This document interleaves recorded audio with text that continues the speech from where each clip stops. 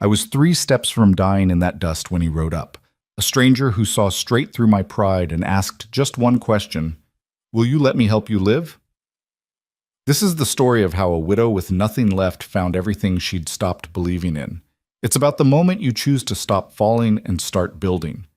Stay with me until the very end and comment the city you're watching from. I want to see how far this story travels, because sometimes the person who saves you isn't the one you expected. Sometimes it's the one who refuses to let you disappear. The sun didn't just shine that day, it punished.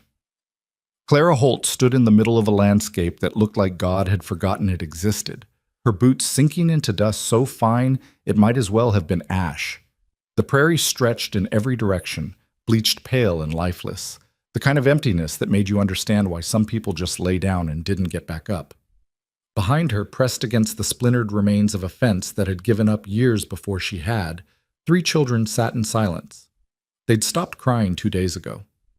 That was when Clara knew they'd crossed some invisible line, the one between hardship and something much darker.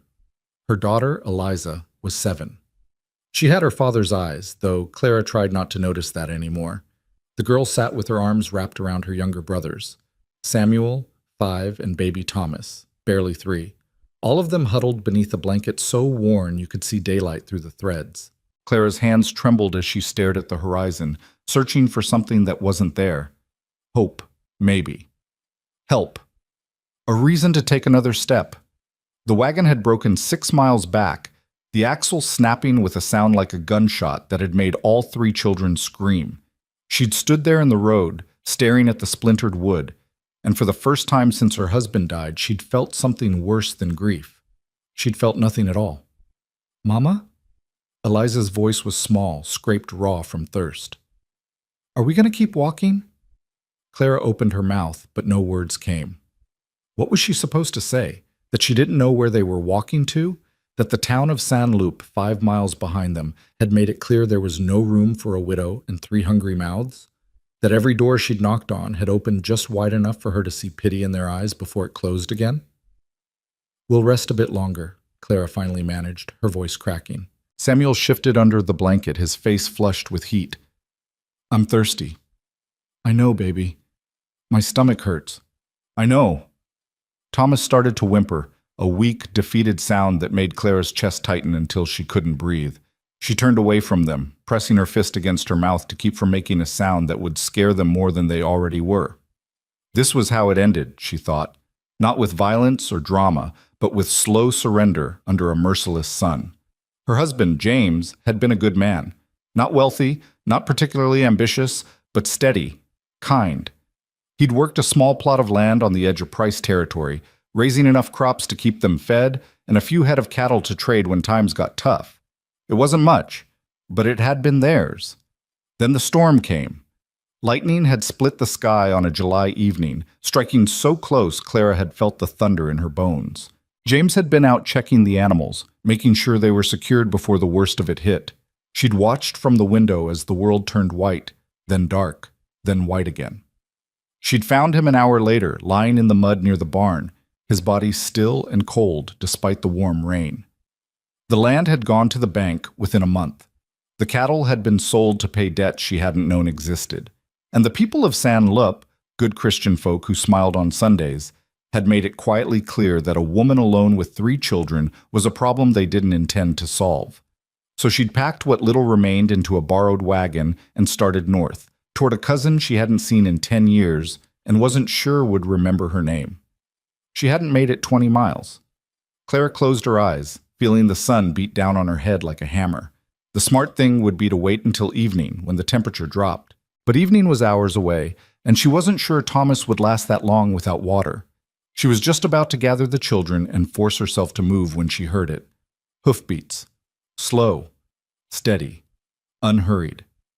Clara's eyes snapped open, her body tensing instinctively.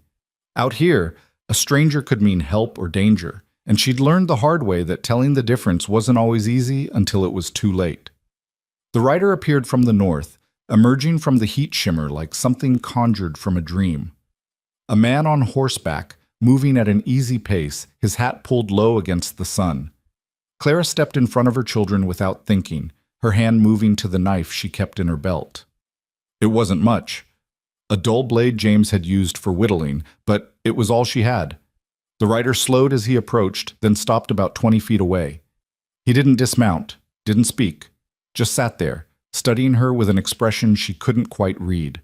He was younger than she'd expected, maybe 30, with sun-darkened skin and eyes that looked like they'd seen enough to understand silence.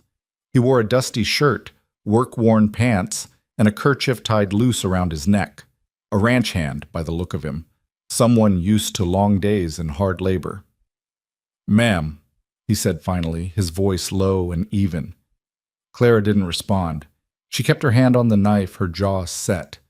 The man's gaze moved past her to the children, then to the broken fence, the torn blanket, the emptiness stretching in every direction. When his eyes came back to her face, something in his expression shifted. Not pity, something quieter than that. Recognition, maybe. "How long you been out here?" he asked. "Long enough," Clara said, her voice harder than she felt.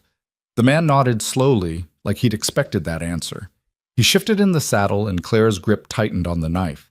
But he didn't reach for a weapon. Instead, he pulled a cloth bundle from his saddlebag and held it out toward her. "Cornbread," he said simply, "and there's a canteen on my other side. Water's still cool." Clara stared at the bundle, her throat tight. "I don't have money." "Didn't ask for any." "I don't need charity." The man's mouth twitched. Not quite a smile, but close. "No, ma'am, I imagine you don't. But those kids behind you need something, and pride won't fill their bellies." Clara felt something crack inside her chest. She wanted to argue, to send him away, to prove she could handle this on her own. But Samuel was whimpering again, and Eliza was watching her with eyes that had learned not to hope for much. The stranger seemed to sense her hesitation. He dismounted slowly, keeping his movements careful and visible, and walked halfway toward her before setting the bundle and canteen on the ground. "I'm not asking you to trust me," he said quietly, "but I'm asking you to feed your children." Then he stepped back, giving her space. Clara waited until he'd returned to his horse before moving forward. She picked up the bundle with shaking hands, unwrapping it to reveal thick slices of cornbread, still soft. The canteen was heavy, sloshing with clean water. She carried it back to the fence where Eliza immediately reached for the canteen. Clara helped her tip it carefully, watching Samuel and Thomas take desperate gulps. "Slow," she murmured. "Slow, or you'll be sick." When the children had drunk their fill, she broke the cornbread into pieces, dividing it evenly. They ate in silence, and Clara felt tears burning behind her eyes at the simple sound of them chewing. She hadn't realized how much she'd needed to hear them eat. When she finally looked back at the stranger, he was still there, standing beside his horse, watching the horizon like he had all the time in the world. "Why?" Clara asked, her voice barely carrying across the distance between them. The man turned, his expression unreadable beneath the brim of his hat. "Why what? Why stop? Why help?" He was quiet for a long moment, then shrugged. "Saw someone who needed it?" "You don't know me." "No, ma'am, I don't. I could be anyone. I could be—" "You're a woman with 3 children in the middle of nowhere," the man interrupted gently. "Don't need to know more than that." Clara felt something loosen in her chest, a knot she'd been carrying so long she'd forgotten it was there. "What's your name?" she asked. "Rhett Carver. I work for the Price Ranch, about 8 miles north of here." "I'm Clara Holt." Rhett nodded, committing it to memory. "You headed somewhere specific, Mrs. Holt?" Clara hesitated, then shook her head. "Had a plan. Didn't work out." "You got people waiting for you? Someone who'll come looking?" The question was casual, but Clara heard the weight beneath it. He was asking if anyone would care if she disappeared. "No," she said quietly. "No one's looking." Rhett's jaw tightened slightly, the only sign of reaction. He glanced back at the children who were finishing the last of the cornbread, then back at Clara. "There's a place," he said slowly. "Not fancy, but it's got walls and a roof. Bunkhouse on the edge of Price Land. Used to house seasonal workers, but it's been empty since spring." Clara's spine stiffened. "I told you, I don't need charity." "And I'm not offering it," Rhett replied, his tone steady. "I'm offering work. Place needs cleaning, repairs, garden needs tending. You do that, you and the kids get food and shelter. Fair trade. And what do you get out of it? Rhett met her eyes directly. Place stops falling apart. That's it. Clara wanted to believe him. God, she wanted to believe him. But she'd learned the hard way that kindness usually came with strings attached, expectations that got heavier the longer you stayed. I don't know you, she said again. No, ma'am, Rhett agreed. But you know this. You got about 4 hours of daylight left, and that baby of yours isn't going to make it through another night out here without shelter. The words were brutal, but they were true. Clara looked at Thomas, saw the flush in his cheeks, the way his breathing had gone shallow. Rhett seemed to sense her wavering. I'll ride ahead. Make sure the place is cleared out. You follow at your own pace. Door will be open. You decide you don't like what you see. You keep walking. No questions asked. He moved to mount his horse, then paused, looking back at her one more time. You don't owe me a thing, Mrs. Holt, but you need strength if they're going to see another week. And right now, you're running out of both. Before Clara could respond, he swung into the saddle and turned his horse north. He rode about 50 yards, then stopped and looked back. Follow the fence line, he called. Stay straight for about 6 miles, then you'll see a windmill. Turn east there. Can't miss it. Then he was gone, disappearing into the heat shimmer the same way he'd appeared. Clara stood frozen, the empty canteen in her hands, her children watching her with quiet expectation. Samuel tugged at her skirt. Mama, are we going with the cowboy? Clara looked down at her son's face, dirt-streaked, hopeful, so desperately trusting, and felt something shift inside her. Maybe it was exhaustion. Maybe it was desperation. Maybe it was the first faint whisper of something she'd thought had died with her husband. Maybe it was the simple, terrifying possibility that someone had offered help without expecting her to break herself in return. Yeah, baby, she whispered, pulling him close. We're going.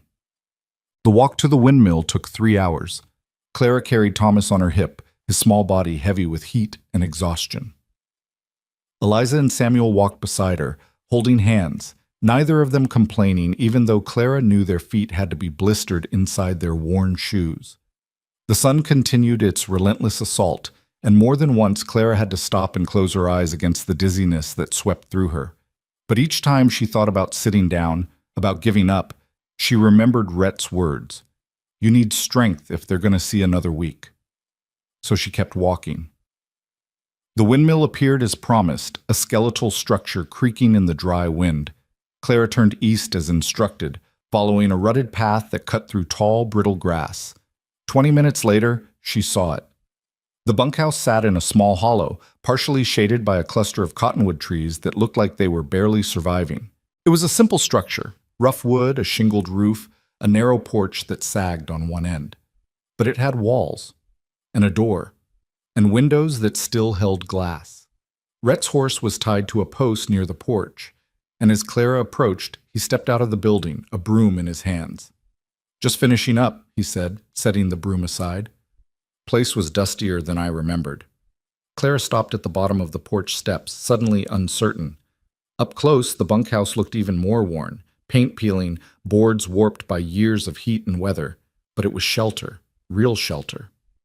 There's a pump out back, Rhett continued, gesturing around the side of the building. Water runs clean. I brought some supplies, beans, flour, salt pork. Enough to get you through a few days while you figure out what you need. Clara's throat was too tight to speak. She just nodded. Rhett seemed to understand. He stepped down from the porch, careful to keep a respectful distance, and crouched so he was eye level with the children. You 3 must be tired, he said gently. There's beds inside, not fancy, but they're better than the ground. Eliza looked at her mother, waiting for permission. Clara managed a small nod, and the girl took her brother's hands and led them up the steps. Clara watched them disappear inside, then finally looked at Rhett. Why are you doing this? Rhett stood, brushing dust from his knees. Told you already. No, you gave me reasons, but those aren't answers. He was quiet for a moment, his gaze drifting toward the horizon. When he spoke again, his voice was softer. Lost my mother when I was about Samuel's age.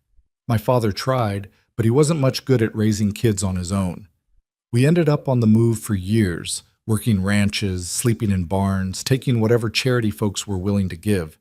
I remember what it felt like to be hungry, to be scared, to watch my father try to hide how close we were to the edge. He looked back at Clara, and she saw something in his eyes she recognized, the particular kind of scar that comes from surviving things that should have broken you. Someone helped us, Rhett said simply. Man named Price gave my father steady work. Let us stay in a place just like this. Didn't ask for anything except honest labor. That kindness saved us. So you're paying it forward. Something like that. Clara felt tears threatening again, and she blinked them back furiously. I'm not good at accepting help. I noticed. Despite everything, Clara felt her mouth twitch toward a smile. I mean it. I've spent the last 4 months learning that people's generosity usually comes with expectations I can't meet. Then it's good I'm not expecting anything. Everyone expects something. Rhett shook his head slowly. I expect you'll work hard because that's who you are. I expect you'll take care of those kids because you already have been, even when it nearly killed you. And I expect you'll leave the day you feel like staying costs more than it's worth. That's it. The simplicity of it almost undid her. No demands, no conditions, just space to breathe. I don't know how to thank you, Clara whispered. Don't need thanks. Just need you to survive. Rhett moved toward his horse, untying the reins. Clara watched him mount, her mind spinning with questions she didn't know how to ask. Will you? She started, then stopped. Rhett looked back at her, patient. Will you come back? Clara finished quietly. To check on us, I mean. Make sure we're managing. Something shifted in Rhett's expression, a softness she hadn't seen before. I'll come by tomorrow morning, bring more supplies, show you where everything is. Okay. He started to turn his horse, then paused. Mrs. Holt? Yes. You made it here. That's more than surviving. That's strength. Before Clara could respond, he rode away, disappearing down the rutted path toward the main ranch. Clara stood alone in the fading light, staring at the bunkhouse that would be their home. From inside, she could hear Eliza's voice, soft and wondering, and Samuel's lighter tones responding. They were talking, really talking, in a way they hadn't in weeks. Clara climbed the steps slowly, her body aching with exhaustion. She pushed open the door and found her children exploring the single large room with something that looked almost like joy. Mama, look! Samuel called, pointing to a small stove in the corner. We can cook inside. And there's beds, Eliza added, sitting on one of 3 narrow cots lined against the wall. Real beds with mattresses. Thomas had already crawled onto another cot and was lying down, his eyes drooping. Clara moved through the room, taking inventory. It wasn't much. Rough furniture, bare walls, a floor that needed scrubbing. But it was clean, dry, safe. She found the supplies Rhett had mentioned stacked neatly on a small table. Beans, flour, coffee, salt pork, even a jar of honey. Her hands trembled as she touched each item, unable to quite believe they were real. That night, Clara made a simple supper of beans and cornbread over the small stove. They ate sitting on the floor, and for the first time in months, no one went to bed hungry. She tucked the children into their cots, kissing each forehead, whispering promises she hoped she could keep. When they were asleep, Clara sat on the porch in the darkness, listening to the crickets and the distant creak of the windmill. The air was still warm from the day's heat, but it felt different here, lighter somehow. She thought about Rhett, the quiet certainty in his voice, the way he'd looked at her without judgment or pity. Just recognition. You weren't broken, just tired of walking alone. He hadn't said those words yet, but somehow Clara felt them anyway. She pulled her knees to her chest and finally let herself cry. Not from despair this time, but from the overwhelming, terrifying relief of being offered a chance to rest. Tomorrow would bring work, questions, uncertainty about what came next. But tonight, her children were safe and fed and sleeping in real beds. Tonight, that was enough. Clara stayed on the porch until the moon rose high and bright, painting the prairie in shades of silver. And somewhere in the darkness, she felt the first fragile thread of hope beginning to weave itself back into her heart. She wasn't saved yet, wasn't healed, but she was here. And for the first time since James died, that felt like it might be enough to build on. The sun hadn't fully risen when Clara heard the hoofbeats returning. She'd been awake for over an hour, unable to sleep past dawn despite the exhaustion that still clung to her bones. The children were still curled in their cots, breathing the deep, peaceful rhythms of real rest, and Clara had been reluctant to disturb them. Instead, she'd stepped outside to watch the sky lighten from black to purple to pale gold, marveling at how different the world looked when you weren't certain you'd die in it. Rhett appeared from the west, his horse moving at that same unhurried pace, a pack secured behind his saddle. He raised a hand in greeting as he approached, and Clara found herself returning the gesture before she'd consciously decided to. He dismounted near the porch, pulling the pack down with him. "Morning, Mrs. Holt. Sleep well?" "Better than I have in months," Clara admitted, then felt oddly vulnerable for saying it out loud. If Rhett noticed her discomfort, he didn't show it. He simply nodded and gestured to the pack. "Brought some things I thought you might need. Soap, lamp oil, matches, few other supplies."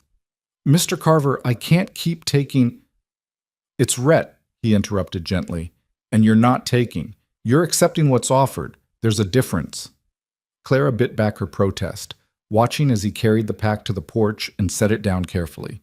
He moved with the efficiency of someone used to working alone, no wasted motion, no expectation of thanks. "I was thinking," Rhett said, straightening up, "if you're willing, I could show you around the property today. Where the good water is, what needs fixing, where the garden plot used to be. Help you get your bearings." Clara glanced back at the door, thinking of her sleeping children. "I should wait for them to wake up." "That's fine. I've got time." He said it so simply, like his time wasn't valuable, like waiting on her convenience was the most natural thing in the world. Clara wasn't sure what to do with that kind of patience. "There's coffee," she offered hesitantly. "I made it on the stove. It's not— I don't know if it's any good, but I'd appreciate that, ma'am." They sat on the porch steps, two people who were still mostly strangers sharing coffee as the prairie came alive around them. Birds called from the cottonwoods, insects hummed in the grass, and somewhere in the distance, cattle lowed their morning complaints.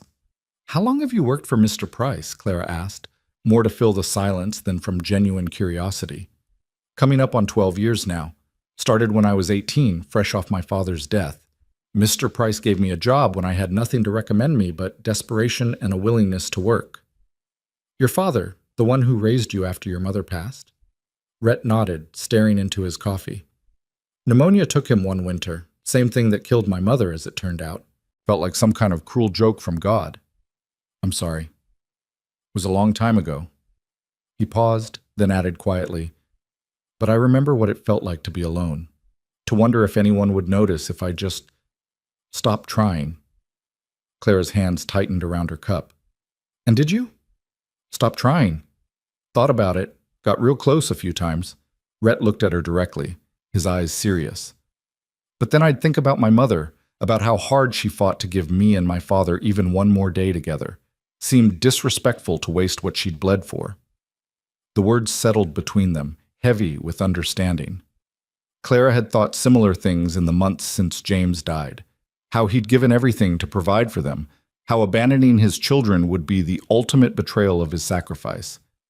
But knowing something in your head and feeling it in your bones were two different things entirely. "I was ready to give up," Clara heard herself say. "Yesterday, before you came. I was ready to just stop." Rhett didn't look shocked or disapproving. He just nodded slowly. "But you didn't." "Only because you showed up." "No, ma'am. I showed up, but you made the choice to keep going. Those are different things." Before Clara could respond, the door creaked open behind them. Eliza appeared, rubbing sleep from her eyes, her hair a wild tangle around her face. "Mama? Is that the cowboy?" Clara felt her cheeks warm, though she couldn't say why. "This is Mr. Carver, sweetheart. He's the one who helped us yesterday." Rhett stood, removing his hat. "Morning, miss. You must be Eliza." The girl's eyes widened. "How'd you know my name?" "Your mama mentioned it." Rhett crouched down to her level, his movements slow and non-threatening. "I was just telling her I'd like to show you all around today, if that's all right. There's a good spot for catching grasshoppers down by the creek, if you're interested." Eliza's face lit up with an enthusiasm Clara hadn't seen in months. Samuel loves grasshoppers. Can I wake him up? Let him sleep a bit longer, Clara said. We'll have breakfast first. But Samuel and Thomas were already stirring, drawn by the sound of voices and the promise of something interesting happening. Within minutes, all three children were on the porch, eyeing Rhett with a mixture of curiosity and caution. Clara cooked a simple breakfast of fried salt pork and cornmeal mush, stretching the supplies as far as they'd go. The children ate with better appetite than they'd had in weeks, and Clara felt something in her chest ease at the sight of them actually finishing their portions. Rhett ate with them, answering Samuel's endless questions about horses and cattle and whether he'd ever shot a bear. He was patient with the boy's enthusiasm, never talking down to him, treating each question like it deserved a real answer. Bears are scarce around here, Rhett explained, wiping his plate clean with a piece of cornbread. Mostly you see coyotes, maybe a mountain lion if you're unlucky. Best thing is to make noise when you're walking around. They'll usually clear out before you even know they were there. What if they don't? Samuel pressed, his eyes wide. Then you make yourself big, make lots of noise, and back away slow. Never run. Running makes you look like prey. Eliza shivered dramatically. I don't want to see a mountain lion. You probably won't, Rhett assured her. They're smart enough to avoid people, but it's good to know what to do, just in case. After breakfast, Rhett kept his promise, leading them on a tour of the property. The bunkhouse sat on about 3 acres of price land, far enough from the main ranch to offer privacy, but close enough that help was available if needed. He showed them the pump behind the house, demonstrating how to prime it properly. The water that gushed out was cold and clear, tasting of minerals and earth. Samuel insisted on trying it himself, pumping the handle with both hands until water splashed over his boots. There's a creek about a quarter mile that way, Rhett said, pointing east. Runs year-round, even in dry seasons. Good for washing clothes, cooling off when the heat gets bad. But don't drink from it. Use the pump for drinking water. Clara nodded, committing everything to memory. She'd need to teach the children these rules, make sure they understood which water was safe and which wasn't. The garden plot was farther from the house, a rectangular patch of earth bordered by rocks and old fence posts. It was overgrown now, choked with weeds and brittle grass, but Clara could see the potential in it. This produced good vegetables a few years back, Rhett said, kicking at the dry soil. Tomatoes, squash, beans. Soil's decent if you work it right, keep it watered. Be a lot of labor to get it going again, though. Clara knelt, running her fingers through the earth. It was hard-packed from neglect, but not beyond saving. I can do it. Used to help my mother with her garden when I was a girl. You'll need tools, hoe, rake, maybe a spade. I can bring some by. I can't keep taking your things, Mr. Carver. Rhett, he corrected again, and they're not my things. They belong to the ranch. You're working ranch land now, which means ranch tools are yours to use. The logic was sound, but Clara still felt the weight of obligation settling on her shoulders. Nothing was truly free. She'd learned that the hard way. But when she looked at Rhett's face, she saw no hint of ulterior motive, no suggestion that his help came with strings attached. Maybe, she thought, some people really were just kind. They walked the fence line next, Rhett pointing out which sections needed repair, where the posts had rotted through, where the wire had come loose. It was overwhelming, the amount of work that needed doing, but it was also oddly reassuring. Work meant purpose. Purpose meant reason to stay. The children ran ahead, chasing grasshoppers through the tall grass, their laughter carrying on the morning breeze. Clara watched them with something close to wonder. When was the last time they'd played? Really played, without fear or hunger gnawing at them? They're good kids, Rhett observed, following her gaze. They are. They've been through more than children should have to endure. Same could be said for their mother. Clara glanced at him, startled by the quiet respect in his voice. I'm just doing what needs to be done. That's what strength is, Mrs. Holt. Doing what needs to be done even when everything in you wants to quit. They walked in comfortable silence for a while, the sun climbing higher, the day's heat beginning to build. Clara found herself relaxing in increments, her shoulders dropping from around her ears, her jaw unclenching for the first time in months. Can I ask you something? She said finally. Of course. Why this place? Why offer me work here instead of at the main ranch? Rhett was quiet for a moment, considering his answer. Main Ranch is full of men, rough men, mostly decent but loud and, well, not always respectful of women. Figured you'd been through enough without having to navigate that kind of atmosphere. Clara felt a flash of gratitude so intense it almost hurt. He'd thought about her safety, her comfort, her dignity. Small considerations that meant everything. And honestly, Rhett continued, this place has been falling apart for 2 years. Mr. Price keeps talking about tearing it down, but I've been arguing we should keep it, fix it up for seasonal workers. You doing the repairs gives me ammunition to win that argument. So I'm helping you as much as you're helping me. Seems fair. They reached the creek, a narrow ribbon of water cutting through the prairie, bordered by cattails and scrub brush. The children immediately kicked off their shoes and waded in, shrieking at the cold. Clara watched them splash and play, their faces bright with uncomplicated joy. Thomas scooped water in his small hands, trying to catch the tiny fish that darted away from his pudgy fingers. Eliza showed Samuel how to skip stones, though most of his attempts ended in spectacular belly flops that sent up huge splashes. Thank you, Clara said quietly, not looking at Rhett. Not just for the food and the shelter, but for this, for giving them a reason to laugh again. They deserve it. So do you, I think. Rhett turned to her, surprised. Ma'am? You do all this helping, all this giving. When do you get to rest? When does someone take care of you? Something flickered across his face. Surprise, maybe, or recognition. I manage. That's not what I asked. Rhett looked back at the children, a small smile playing at the corners of his mouth. Maybe helping is how I rest. Maybe taking care of folks who need it is what keeps me going. Clara understood that. Understood it in her bones. Sometimes the only way to survive your own pain was to ease someone else's. They spent the rest of the morning by the creek, the children playing while Clara and Rhett sat in the shade of a cottonwood, talking about nothing important and everything essential.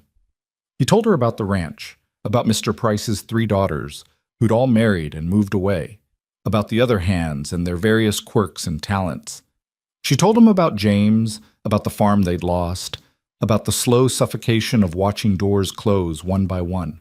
St. Loup wasn't always like that, Clara said, throwing a pebble into the water. When James was alive, people were friendly enough, but the moment I was alone, she trailed off, the memory still bitter. Fear makes people cruel, Rhett observed. They look at a widow with children and see their own vulnerability reflected back. Easier to turn away than acknowledge how thin the line is between security and destitution. You sound like you've thought about this before.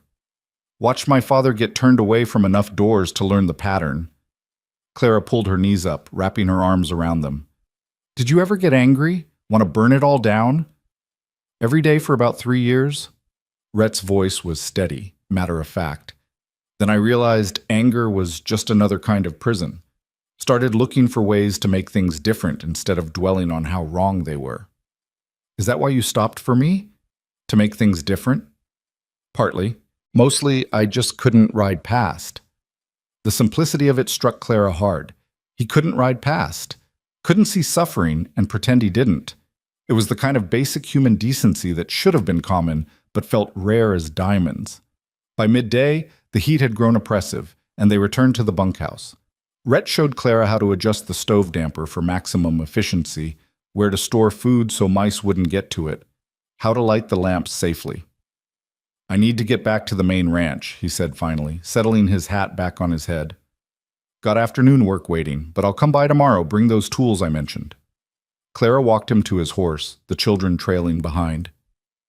Mr. Carver, Rhett, I don't know how I'll ever repay this kindness. Rhett swung into the saddle with easy grace, looking down at her with an expression that was somehow both serious and gentle. You don't repay kindness, Mrs. Holt. You pass it forward when you're able. That's how it works. He tipped his hat to the children. You 3 take care of your mama, all right? She's tougher than she looks, but everybody needs help sometimes.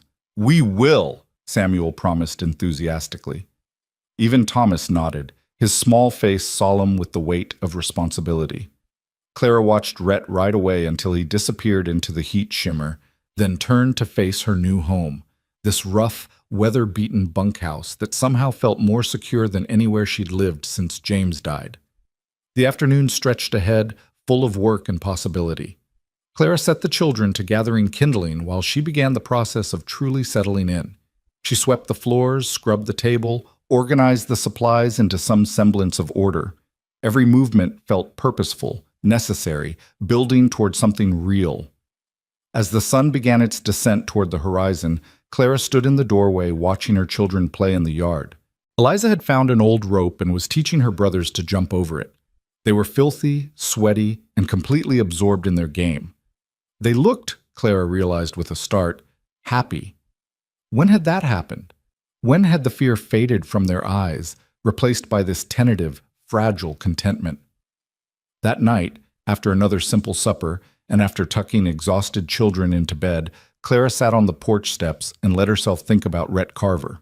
Not in any romantic sense, she was too raw, too recent a widow for that, but with a kind of wondering curiosity. What made a man stop for strangers? What made him give without counting the cost? And why did his steadiness feel less like charity and more like partnership? She didn't have answers to those questions, but as she sat in the darkness, listening to the night sounds of the prairie, Clara felt something shift inside her. The crushing weight of despair that had been her constant companion for months seemed lighter somehow. Not gone, but bearable. She'd survived another day. Her children were safe. And tomorrow, she'd begin the work of building something more than mere survival. It wasn't hope, not yet. Hope felt too fragile, too dangerous to hold. But it was possibility, and that was enough. True to his word, Rhett returned the next morning with a collection of tools: a hoe, a rake, a spade, a hammer, and a box of assorted nails. He also brought a wooden crate filled with vegetable seeds: tomatoes, beans, squash, even some herbs Clara didn't recognize. Mrs. Price saved these from last season, he explained, setting the crate on the porch. Said she had more than she needed and you'd probably get better use from them. Clara lifted one of the seed packets, turning it over in her hands. I've never met Mrs. Price. No, but I told her about you. She wanted to help. Does everyone at the Price Ranch go around rescuing strangers? Rhett smiled, a rare, full expression that transformed his face. Just the ones who learned what it's like to need rescuing. Over the following days, a rhythm began to establish itself. Rhett came by every morning, sometimes with supplies, sometimes just to check in. He'd spend an hour or two helping with the heavier work, reinforcing the porch, patching holes in the roof, clearing brush from around the foundation. Then he'd head to the main ranch for his regular duties, leaving Clara to manage the endless smaller tasks that turned a shelter into a home. Clara attacked the garden with a determination that bordered on ferocity. She worked the soil until her hands bled, pulling weeds, turning earth, creating neat rows for planting. The physical labor was exhausting, but it was also cathartic, something she could control, something she could shape with her own hands. The children helped where they could. Eliza proved surprisingly adept at identifying weeds versus intentional plants. Samuel's enthusiasm exceeded his usefulness, but Clara appreciated his effort. Even Thomas contributed, carrying small stones to mark the garden borders, his chubby hands working with intense concentration. On the fourth day, Rhett brought his lunch with him and ate with them on the porch.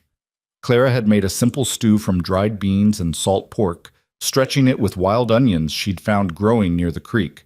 It wasn't much, but it was hot and filling, and everyone ate with good appetite. Garden's coming along, Rhett observed, gesturing toward the plot where neat rows were beginning to emerge from the chaos. It'll be better once things actually start growing, Clara said. Right now it's just potential. Potential's important. Can't harvest what you don't plant. Samuel, emboldened by days of Rhett's patient attention, climbed onto the step beside the cowboy. Will you teach me to ride a horse?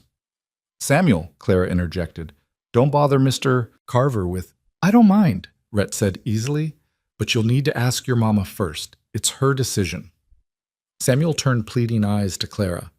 Please, Mama, I'll be real careful. Clara hesitated.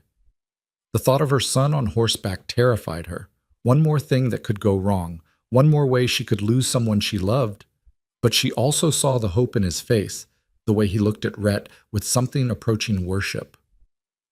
"Maybe when you're a bit older," she said finally, trying to soften the refusal. Samuel's face fell, but he didn't argue. Rhett caught Clara's eye and gave a small nod of understanding. "They'd talk about it later," the gesture said. "No pressure, no judgment." After lunch, Rhett spent time with the children while Clara washed dishes. She watched through the window as he showed them how to braid a rope, his large hands moving slowly so they could follow along. His patience was remarkable. He never got frustrated when Samuel dropped the strands for the 5th time, never made Eliza feel foolish for asking to be shown again. "He's good with them," Clara said that evening after Rhett had gone and the children were in bed. She was talking to herself, but saying it out loud made it feel more real. The next few weeks fell into a pattern that felt almost like normalcy. Clara worked the garden until it transformed from rough earth to organized rows of emerging green. She repaired tiers and clothing, scrubbed floors, learned to make a dozen different meals from their limited supplies. The children grew stronger, their faces filling out, their laughter becoming more frequent and less startled. And Rhett kept coming back. Sometimes he brought things, coffee, sugar, a chicken he'd traded for, though Clara suspected he'd simply bought it. Sometimes he brought nothing but his presence, working alongside her in comfortable silence, asking for nothing beyond the chance to help. Clara found herself watching for him in the mornings, listening for the sound of hoofbeats that meant she wouldn't face the day alone. It wasn't dependence, she told herself. It was just appreciation for reliable help. But late at night, when the children were asleep and the prairie stretched dark and infinite around her, Clara admitted to herself that it was becoming something more than appreciation. Rhett's steady presence had become a fixed point in her world, something she oriented herself around without quite meaning to. One evening, about 3 weeks after they'd arrived, Clara stood in the garden watching the first tomato plant break through the soil. It was a tiny green shoot, fragile and determined, pushing its way toward the sun. She thought about seeds and potential, about the difference between surviving and growing. She thought about Rhett's quiet insistence that she deserved help, that accepting kindness wasn't weakness. And for the first time since James died, Clara allowed herself to imagine a future that extended beyond the next meal, the next day, the next crisis. She let herself imagine roots going down, leaves reaching up, something green and alive emerging from the dust. It was terrifying and exhilarating in equal measure. She was still standing there when she heard familiar hoofbeats approaching. Rhett appeared from the direction of the main ranch, his horse moving slowly in the fading light. "Bit late for a visit," Clara called out, surprised. Rhett dismounted, and even in the dimness she could see the tension in his shoulders. "Had a thought I wanted to share before I lost my nerve." Clara's pulse quickened. What kind of thought? Rhett removed his hat, turning it in his hands, the first nervous gesture she'd ever seen from him. "There's a gathering at the main ranch this Saturday. Nothing fancy, just neighbors and ranch hands, some music and food. Mrs. Price asked me to invite you and the children." Clara's first instinct was to refuse. She wasn't ready for crowds, for questions, for the inevitable judgment of strangers. But before she could speak, Rhett continued, "I know it's probably too much too soon, and I know you've got reason to be wary of folks, but the children might enjoy it. And Mrs. Price, she's good people, Mrs. Holt. She doesn't help out of obligation. She helps because she wants to." Clara studied his face, seeing the sincerity there, the careful hope. "Would you be there?" "Yes, ma'am. Wouldn't invite you somewhere I wasn't going to be." That decided it. Clara nodded slowly. "We'll come. But if it's too much, if the children get overwhelmed, then we leave. No questions asked." Clara smiled, something warm unfurling in her chest. "All right then. We'll come to your gathering." Rhett's relief was palpable. "Good, that's real good." He lingered a moment longer, like there was something else he wanted to say. But the moment passed, and he mounted his horse with a quiet "good night" that Clara returned, watching him disappear into the darkness. She stood in the garden until full night had fallen, until the stars emerged in their thousands, until the air cooled enough to raise goosebumps on her arms. And somewhere in that darkness, Clara felt the last of her resistance beginning to crumble. She wasn't saved, wasn't healed, but she was here, standing in soil she'd worked with her own hands, anticipating a future that extended beyond simple survival. It was enough. For now, it was more than enough. Saturday arrived with a clarity of sky that felt almost mocking in its perfection. Clara stood in front of the small mirror she'd hung near the window, studying her reflection with the critical eye of a woman who hadn't cared about her appearance in months. Her dress was clean but worn, patched at the elbows and faded from too many washings. Her hair, dark and thick, hung in a simple braid down her back because she'd long since lost the pins that might have arranged it into something more presentable. She looked, she thought, exactly like what she was. A woman who'd been surviving rather than living. "Mama, you look pretty," Eliza said from behind her, and Clara turned to find all three children dressed in their best clothes, which weren't much better than her own. Samuel's pants were too short, showing an inch of ankle. Thomas's shirt had a stain on the collar that wouldn't come out no matter how hard Clara scrubbed. Eliza's dress, handed down from a cousin years ago, pulled tight across the shoulders. They looked poor. There was no way around it, and Clara felt the old familiar shame rising in her throat, threatening to choke her. "Maybe we shouldn't go," she said quietly. "Maybe this was a mistake." "But Mr. Rhett invited us," Samuel protested. "He said there'd be music and food and other kids to play with." Clara looked at her son's eager face, at the disappointment already forming in his eyes, and felt something harden in her resolve. She'd spent too many years letting shame dictate her choices. Maybe it was time to stop hiding. "You're right," she said, squaring her shoulders. "Mr. Rhett invited us, and we said we'd come. So, we'll go." They walked the mile to the main ranch compound, following the rutted road that wound through prairie grass turned golden by the summer sun. Clara carried Thomas when his small legs grew tired, while Eliza and Samuel ran ahead, chasing butterflies and arguing about whether the clouds looked more like horses or dragons. The Price Ranch emerged gradually from the landscape. First the windmill, then the barn, then the main house itself, a sprawling structure of wood and stone that spoke of prosperity earned through decades of hard work. Behind it spread corrals and outbuildings, and beyond those the vast expanse of grazing land that had made the Price family one of the most successful in the territory. Clara's steps slowed as they approached. She could already hear music drifting on the air, the sound of fiddles and laughter, the kind of communal joy that felt foreign to her now.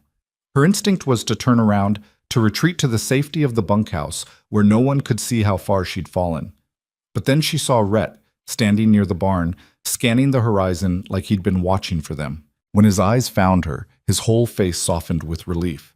He walked toward them with that easy, unhurried stride, and Clara felt some of her anxiety ease. As long as Rhett was there, she told herself, it would be all right. "Mrs. Holt," he greeted her, tipping his hat. "Children, glad you made it." "We almost didn't," Clara admitted, then immediately regretted the honesty. But Rhett just nodded, understanding in his eyes. "I know these things can be overwhelming, but I'll stay close, all right? And the moment you want to leave, we leave."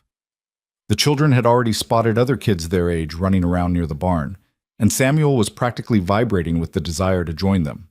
Claire released them with a quiet warning to stay where she could see them, and they took off like wild things suddenly freed from captivity. "Come on," Rhett said gently. "I want you to meet Mrs. Price." He led her toward a group of women standing near long tables laden with food. Clara's stomach clenched at the sight of so much abundance. Roasted chickens, fresh bread, pies, vegetables she couldn't even name. It was obscene, this plenty, when she'd spent months rationing every scrap. "Margaret," Rhett called, and one of the women turned.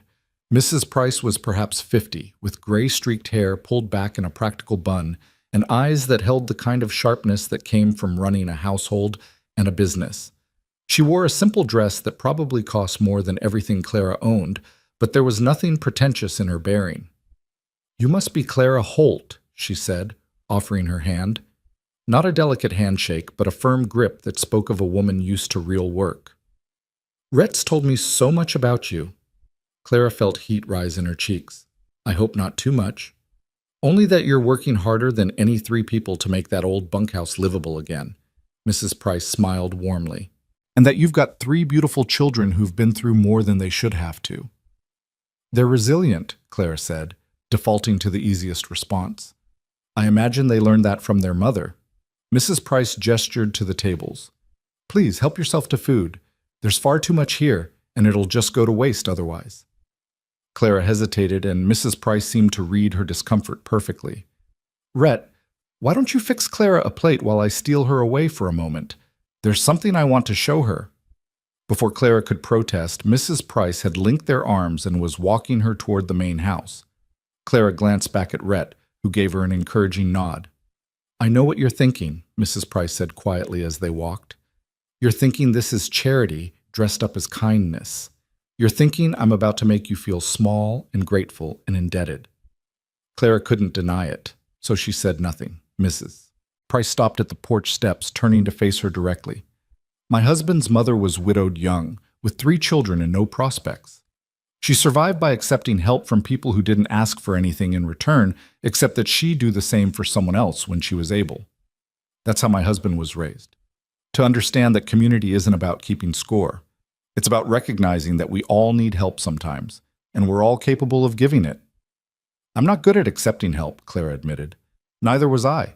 When my eldest daughter nearly died of scarlet fever, and half the territory showed up to help nurse her through it. Accepting help is harder than giving it, I think.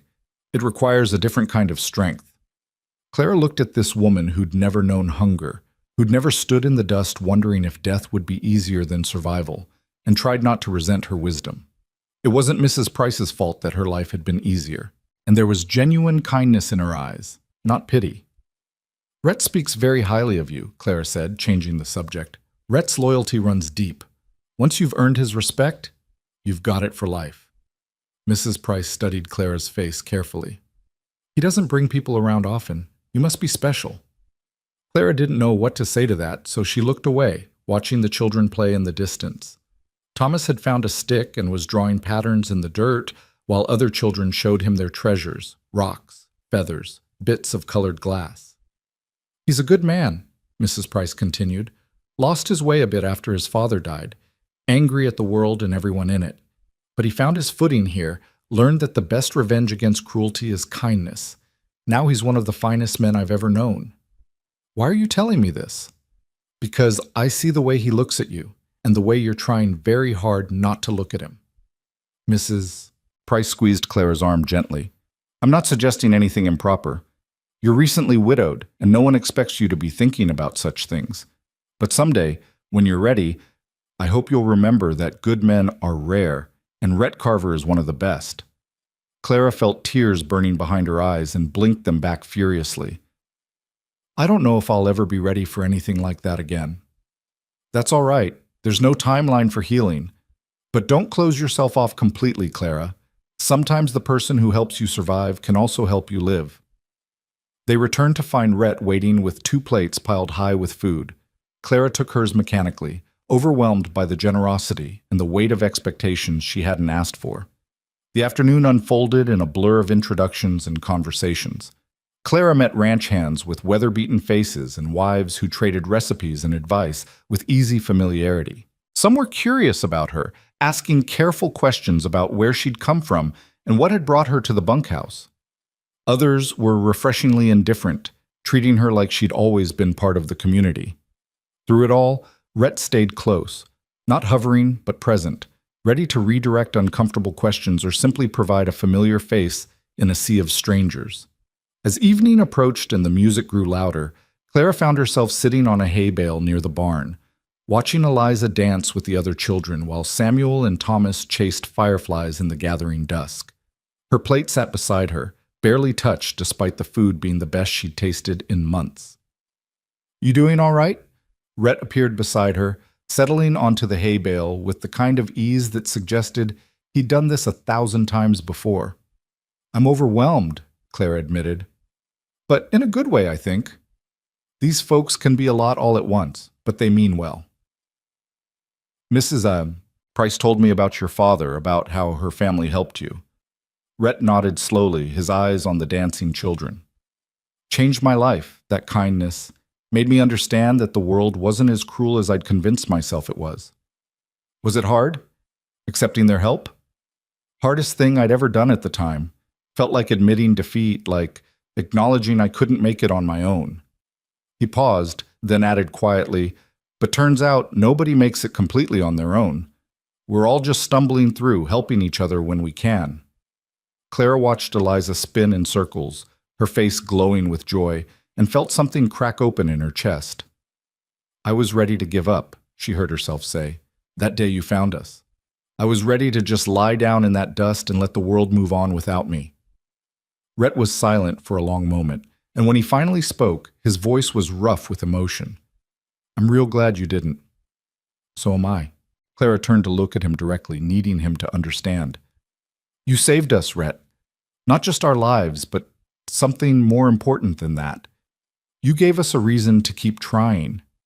You kept going anyway, Rhett said, echoing his words from that first day. I just provided a place to land. You provided more than that. You provided dignity. You let me work for what we needed instead of just taking charity. You let me feel useful again. Rhett shifted uncomfortably, like praise made him uneasy. Just seemed like the right thing to do. For you, maybe, but most people don't do the right thing when it costs them something. Most people look away. Then most people are missing out on knowing someone as strong as you. The words hung between them, weighted with meaning Clara wasn't quite ready to examine.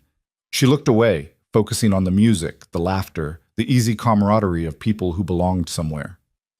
Can I tell you something? Rhett said after a while. Of course. He took a breath, like he was gathering courage. That first day when I saw you standing there in the heat with those children, I saw my mother. She had that same look in her eyes, like she was holding on by sheer force of will, refusing to break, even though breaking would have been easier. Clara felt her throat tighten. My mother kept us alive for 3 years after my father lost his first job. 3 years of moving from place to place, working whatever job she could find, never complaining, never showing us how scared she was. And then one day she just collapsed. Her body gave out because she'd been giving everything to us and keeping nothing for herself. Rhett, I'm sorry. I saw that same exhaustion in you, he continued, his voice steady despite the pain Clara could hear beneath it. That same determination to keep going past the point where your body was begging you to stop. And I thought maybe if I could help you, maybe I could give you what someone should have given my mother, a chance to rest, a chance to rebuild strength instead of just spending it. Clara reached out without thinking, covering his hand with hers. It was the first time she'd initiated physical contact with him, and she felt him startle slightly before his fingers curled around hers. Your mother would be proud of the man you became, she said softly. I hope so. I try to honor her memory by being the kind of person who stops instead of riding past. They sat like that for a while, hands linked, watching the celebration unfold around them. Clara felt the warmth of his palm against hers, the calluses that spoke of hard work, the steadiness that had become her anchor in these weeks of rebuilding. Mama! Samuel came running up, breathless with excitement. Mr. Rhett, one of the hands said he'd show us the horses. Can we go see? Rhett stood, reluctantly releasing Clara's hand. Lead the way, partner. Clara watched them go, her son practically bouncing with enthusiasm, Rhett matching his pace with patient attention. The sight of them together did something to her heart, something that felt dangerous and wonderful in equal measure. He's good with them. Clara turned to find Mrs. Price standing nearby, a knowing smile on her face. He is, Clara agreed carefully, and you're good for him. I haven't seen him this settled in years. Mrs. Price sat down beside her, sighing contentedly. He's been adrift since his father died, throwing himself into work and helping others but never really finding peace. But these last few weeks since you arrived, there's been a change in him, a lightness. I think you're reading too much into simple kindness. Maybe. Or maybe I've known that boy for 12 years and I recognize what hope looks like on his face. Clara didn't know how to respond to that, so she let the words settle between them, neither confirming nor denying what Mrs. Price was suggesting. As full darkness fell, lanterns were lit around the yard, casting warm pools of light that pushed back the night. Someone started playing a slow waltz on the fiddle, and couples began to dance, ranch hands with their wives, neighbors who'd known each other for decades, even Mrs. Price with her husband, a tall man with kind eyes who'd greeted Clara with genuine warmth earlier in the evening. Rhett returned with the children, all of them talking excitedly about the horses they'd seen, the foal that had been born just last week, the black stallion that only Mr. Price could ride. Thomas climbed into Clara's lap, exhausted from the day's excitement, and nestled his head against her chest. She held him close, breathing in the scent of dust and sweat and pure childhood joy. "Dance with me." Clara looked up, startled, to find Rhett standing in front of her, his hand extended. I haven't danced since—" She couldn't finish the sentence. "I know," Rhett said gently, "but I'm asking anyway. Just one dance, and if it's too much, we'll stop." Clara glanced at Mrs. Price, who'd somehow materialized to take Thomas from her arms. "Go on," the older woman said. "I'll watch the children." Every instinct told Clara to refuse. Dancing felt too intimate, too much like moving forward when she still felt mired in the past. But Rhett's hand was still extended, patient and steady, and she found herself placing her hand in his almost against her will. He led her to the edge of the dancing area, where the lantern light was softer, less exposed. When he placed his hand on her waist, Clara felt every nerve in her body come alive with awareness. "Just follow my lead," Rhett murmured. "I'll keep it simple." They began to move, and Clara was surprised to find that her body remembered how to do this, even after years of dancing only in the privacy of her own kitchen with James. Rhett was a capable dancer, nothing fancy but solid and reliable, guiding her through the steps with quiet confidence. "You're trembling," he observed softly. "I'm terrified," Clara admitted. "Of dancing?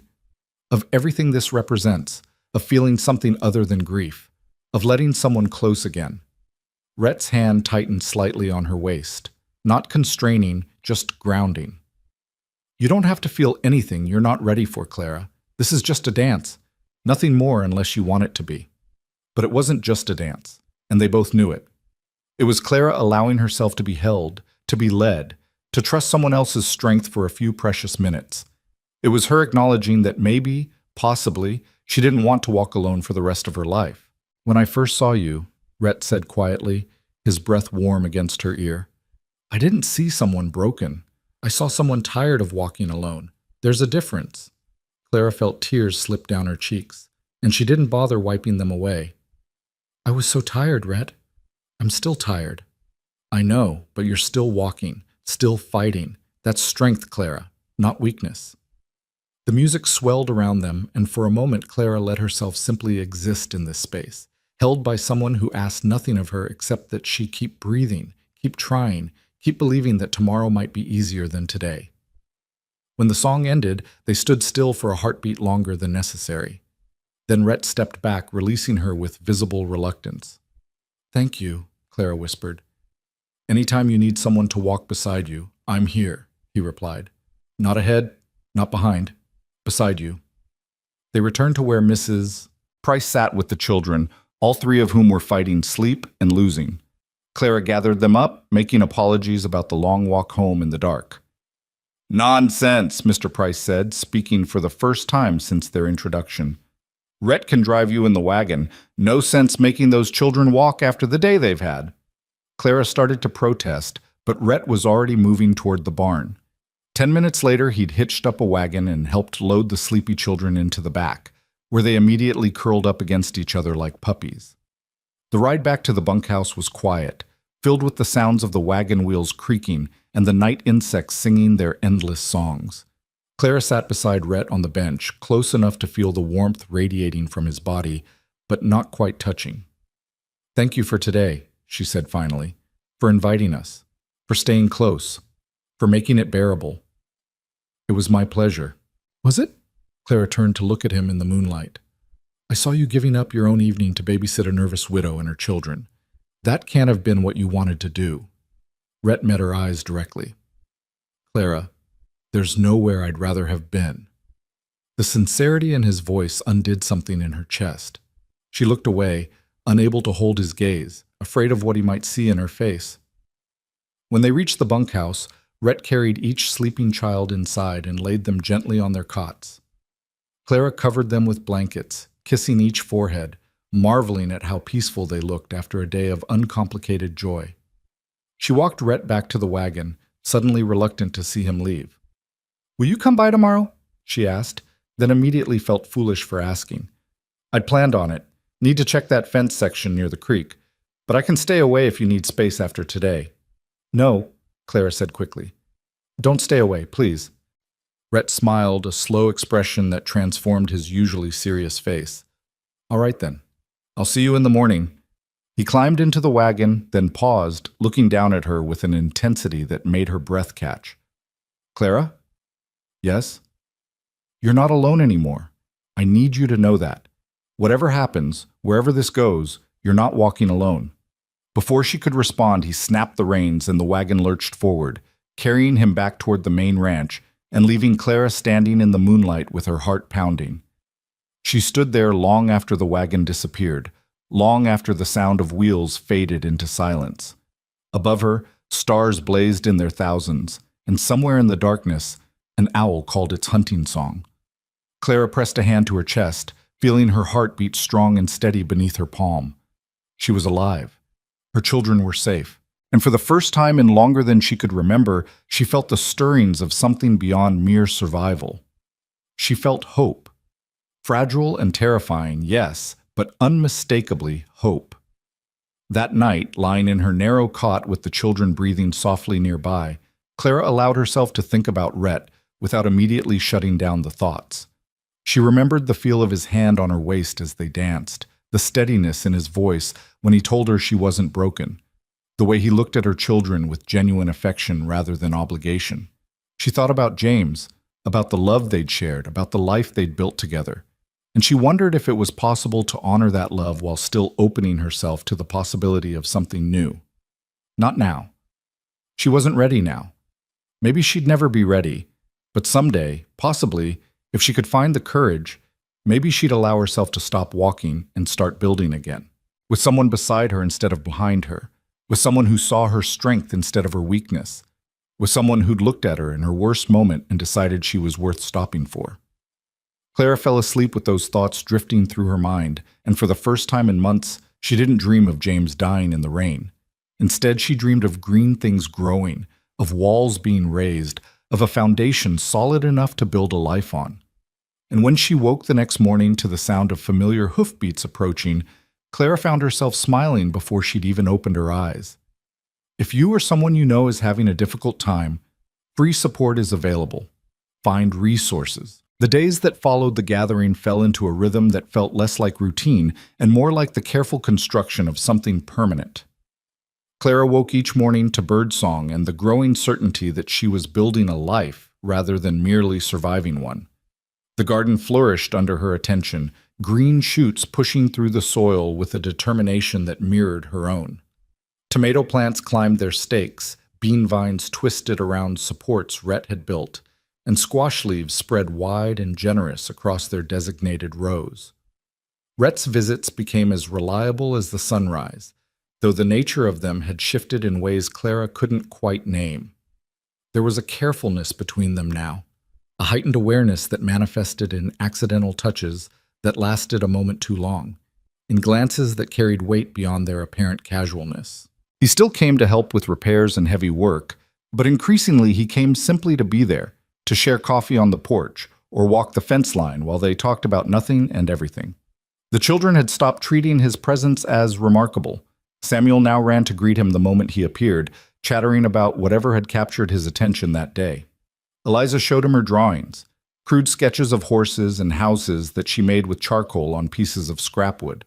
Even Thomas, still too young to fully understand who Rhett was, would toddle over and raise his arms to be lifted, secure in the knowledge that this man would never refuse him. Clara watched these interactions with a mixture of gratitude and growing concern. Her children were attaching themselves to Rhett, weaving him into the fabric of their daily lives, and she didn't know if she had the right to allow it. What would happen when he moved on? When he found a woman his own age, someone without the baggage of 3 children and a dead husband's ghost? Would her children's hearts break all over again?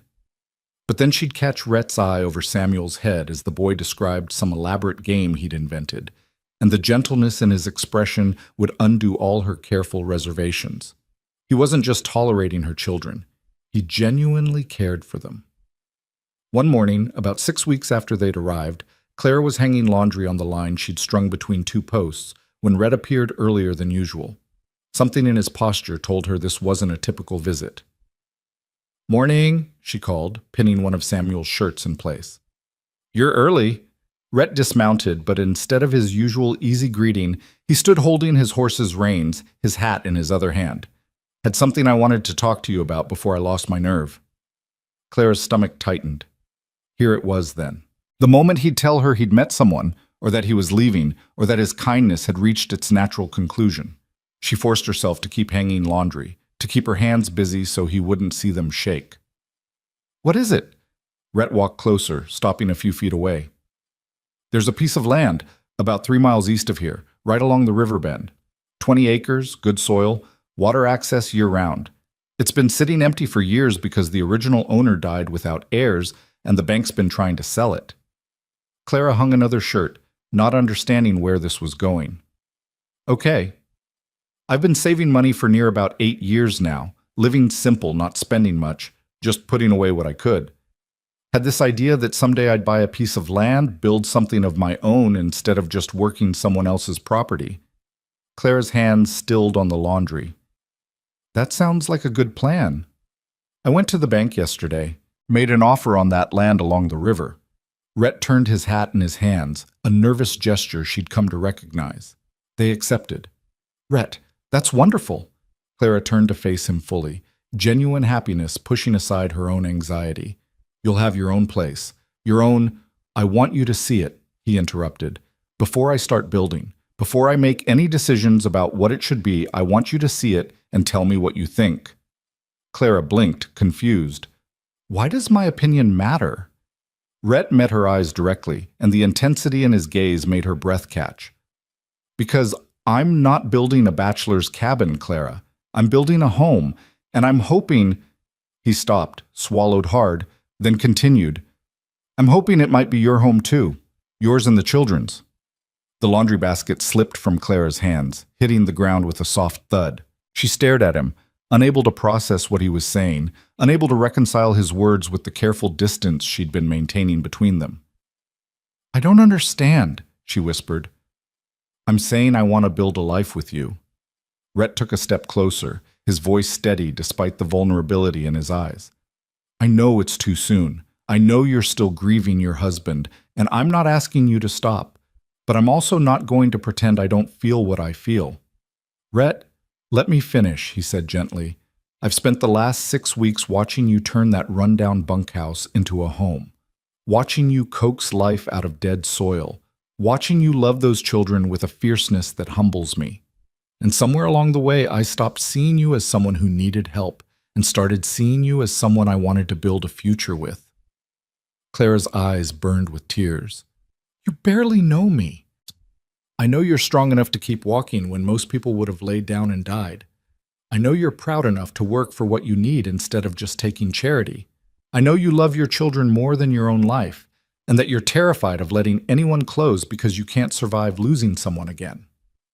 The accuracy of his observation hit Clara like a physical blow.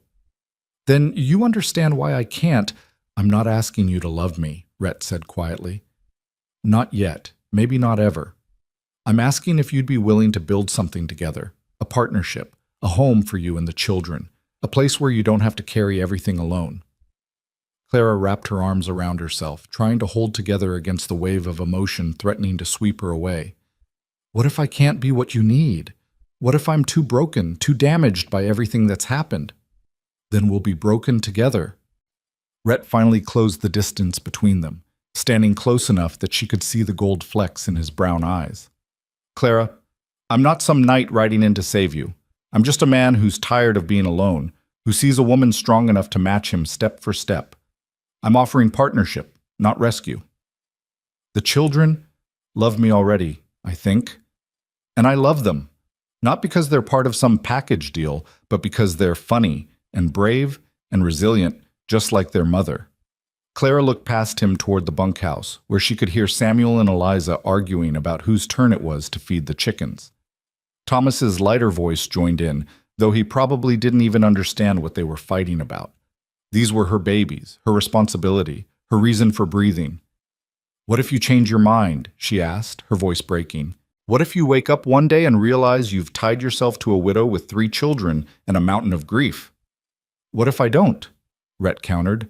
What if this is exactly what I want? What if I've been waiting my whole life for someone like you? You can't possibly know that. Maybe not with certainty, but I know what I feel when I wake up in the morning and realize I get to see you today. I know how right it feels to sit on your porch and watch your children play. I know that when I think about my future, you're in it, all of you. Clara turned away, pressing her hands to her face. This was too much, too fast, too overwhelming after months of barely holding herself together. How could he ask this of her? How could he expect her to have the courage to risk her heart again? I need to think, she managed. Take all the time you need, Rhett said. But will you at least come see the land? Let me show you what I'm imagining. Clara lowered her hands, wiping at her tears. When? Whenever you're ready. Tomorrow, next week, next month. I'll wait. She looked at him standing there, patient and steady, offering her the world while asking for nothing in return. And she thought about what Mrs. Price had said at the gathering about good men being rare and Rhett being one of the best. Tomorrow, Clara heard herself say. Show me tomorrow. Rhett's face transformed with a smile that made him look years younger. Tomorrow, then. I'll come by after breakfast. He left shortly after, and Clara stood alone in the yard, staring at the laundry she'd forgotten to finish hanging. Her mind spun with possibilities and fears in equal measure. Could she really do this? Could she open her heart to someone new when James's memory still lived in every breath she took? That evening, after the children were in bed, Clara sat on the porch and forced herself to think about her husband.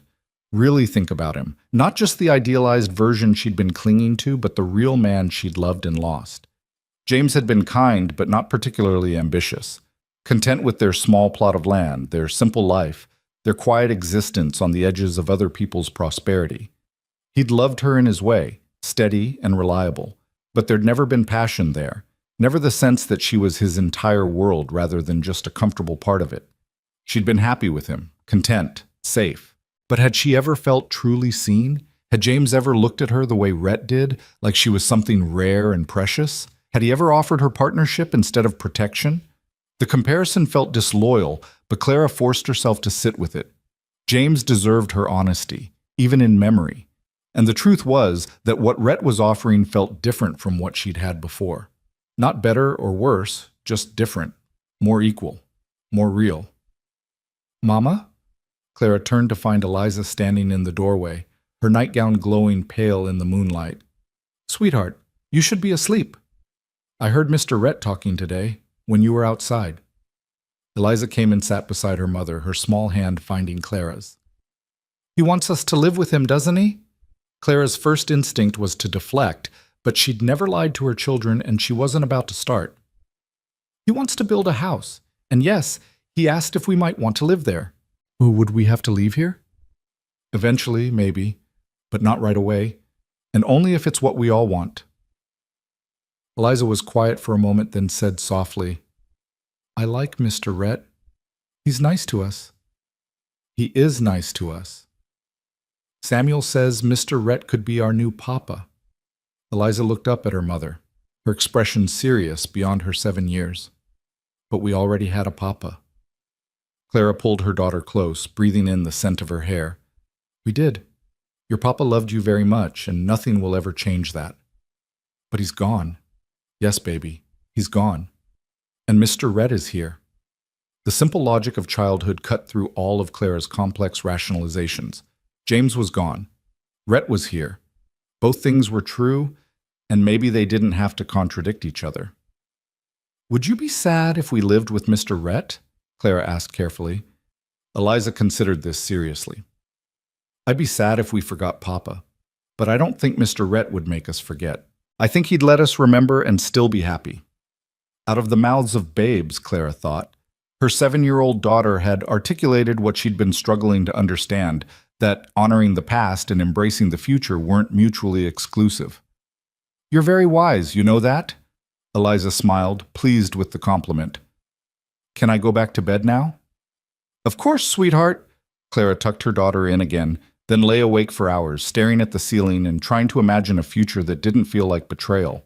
By the time dawn broke, she hadn't reached any firm conclusions, but she felt less afraid of the questions. Rhett arrived the next morning with a borrowed wagon and a basket packed with lunch. The children were ecstatic about the adventure, piling into the back with excited chatter about seeing new places and maybe spotting wildlife along the way. The ride east took about 40 minutes, following a rutted path that wound through prairie grass and stands of cottonwood.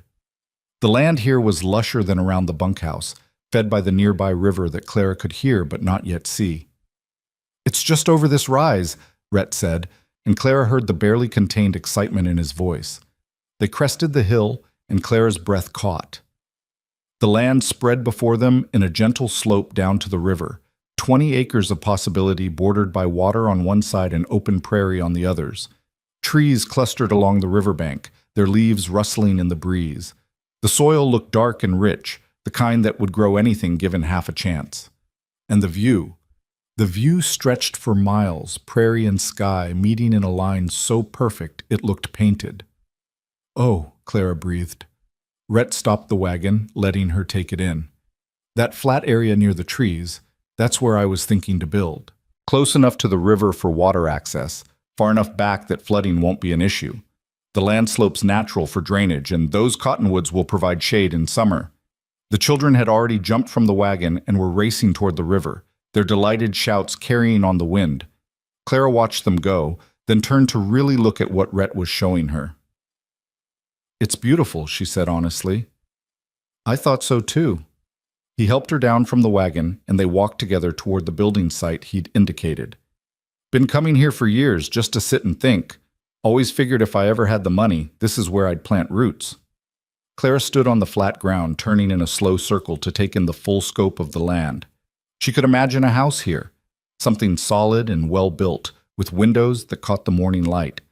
Could imagine a garden, larger than what she had at the bunkhouse, with room for vegetables and maybe even flowers. Could imagine the children playing by the river, climbing the cottonwoods, growing up with space to breathe and explore. "What are you thinking?" Rhett asked quietly. Clara didn't know how to put into words the tangle of emotions churning in her chest. Fear and hope and longing and grief all mixed together until she couldn't separate one from another. "I'm thinking it's almost too good to be true," she admitted. "I'm thinking I've learned the hard way that beautiful things can be taken away in an instant. I'm thinking I don't know if I have the courage to hope for this." Rhett moved to stand beside her, close but not touching. "I can't promise nothing bad will ever happen. Can't promise I'll live to be an old man or that disaster won't strike when we least expect it. But I can promise that whatever time we have, I'll spend it building something real with you, something solid enough to weather whatever comes." "Why me?" Clara turned to face him, needing to understand. "You could have anyone, someone younger, someone without all this baggage. Why choose a widow with 3 children and more grief than good sense?" "Because you're the strongest person I've ever met," Rhett said simply. "Because you kept walking when most people would have quit. Because you love with your whole heart even though it's been shattered. Because when I imagine my future, I can't see it without you in it." Clara felt tears spilling down her cheeks again, and she didn't bother wiping them away. "I'm terrified." "So am I. I might never love you the way you deserve. That's a risk I'm willing to take. The children will always be yours first, and I'll never try to replace their father. But I'd like the chance to be someone steady in their lives, someone who shows up and doesn't leave." Clara looked past him at her children playing by the river, so carefree and alive, and something in her chest finally cracked open. Not breaking, but opening, letting in light and air and the possibility of something new. "I need time," she said. "I can't give you an answer today, standing here in this beautiful place with everything feeling possible. I need to sit with it, think about it, make sure I'm choosing this for the right reasons." "How much time?" "I don't know. Is that all right?" Rhett reached out slowly, giving her time to pull away, and tucked a strand of hair behind her ear. The gesture was so tender it made Clara's breath catch. "Take all the time you need," he said. "I'll be here." They spent the rest of the morning exploring the property. Rhett showed her where he planned to dig a well, where the house would sit to catch the best light, where a barn could go if they ever had livestock. He talked about the future with a certainty that was both inspiring and terrifying, painting pictures of a life Clara could almost let herself believe in. They ate lunch by the river, the children climbing trees and splashing in the shallows, while Clara and Rhett sat on a fallen log and shared bread and cheese and apples from the basket. "When would you start building?" Clara asked. Soon as I can get materials together, maybe a month or so. But I'd want input on the design, on how many rooms, where to put windows, all of it. Why would you want my input if you don't know if I'll even live there? Rhett looked at her steadily. Because even if you say no, I'll build it, hoping you'll change your mind. I'll build it with space for 3 children and a woman who deserves more than she's ever asked for. And if you never come, at least I'll have built something beautiful to remember you by. The declaration undid Clara completely. She turned away, pressing her hands to her face, overwhelmed by the depth of feeling this man was offering her. You barely know me, she whispered again, the same protest she'd made before. I know enough. And I've got the rest of our lives to learn the rest, if you'll let me, Samuel called out from the river, demanding they come see the frog he'd caught. And the moment broke. But as Clara walked toward her son, feeling Rhett's presence steady beside her, she felt something shift in her heart. Maybe she didn't have to have all the answers today. Maybe it was enough to acknowledge that she was considering them, that the future Rhett was offering didn't feel impossible anymore, just improbable. On the ride back to the bunkhouse, the children fell asleep in the wagon bed, exhausted from their adventure. Clara sat beside Rhett in comfortable silence, watching the prairie roll past and thinking about roots and foundations and the courage it took to build something new. Can I ask you something? She said as the bunkhouse came into view. Always. If I say yes, and I'm not saying I am, but if I did, what would that look like? Would we marry right away? Would we... She couldn't quite bring herself to finish the question. Rhett seemed to understand what she was asking. We do whatever feels right to you. If you want to marry before we move to the new place, we marry. If you want to wait, live there as housekeeper or partner or whatever title makes you comfortable, we wait. And as for the rest, he paused, choosing his words carefully. I'd follow your lead. Marriage means different things to different people, and I'd want whatever physical aspect we had to be something you wanted, not something you felt obligated to provide. Clara felt heat rise in her cheeks, but she appreciated his directness. You're a patient man, Rhett Carver. I've waited 30 years to find someone worth building a life with. I can wait a bit longer to build it right. That night, after the children were asleep, Clara sat alone in the darkness of the bunkhouse and let herself imagine it. Really imagine it, without immediately shutting down the thoughts. She imagined waking in a house Rhett built, making breakfast while sunlight streamed through windows he'd positioned perfectly. Imagined her children running through rooms that were theirs, really theirs, not borrowed or temporary. Imagined growing old with someone who chose her not despite her scars, but including them. What do you think, James? She whispered to the darkness. Am I betraying you? Or am I finally living the way you'd want me to? She didn't expect an answer, but somewhere in the silence, Clara felt a release. As if the ghost she'd been carrying had finally given her permission to set him down gently and walk forward without him. The next 2 weeks passed in a strange, suspended state. Clara continued her work on the bunkhouse and garden, but her mind kept drifting to that land by the river, to the possibilities Rhett had laid before her. He continued his visits, but there was a new carefulness between them, an awareness that they were standing at a crossroads, and the direction they chose would determine everything that came after. Mrs. Price came to visit one afternoon, bringing preserves and fresh bread and the kind of practical wisdom that could only come from decades of living.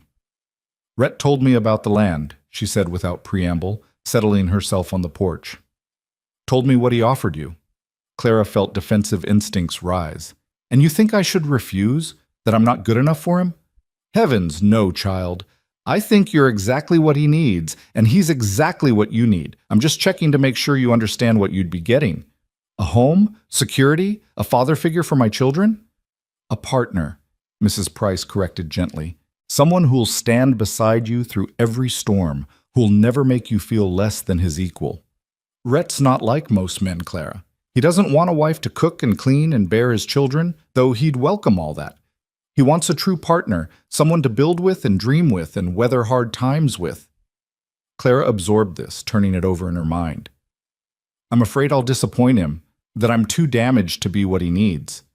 We're all damaged, dear. The question isn't whether you're broken, it's whether you're willing to let someone help you heal, and more importantly, whether you're willing to help him heal too.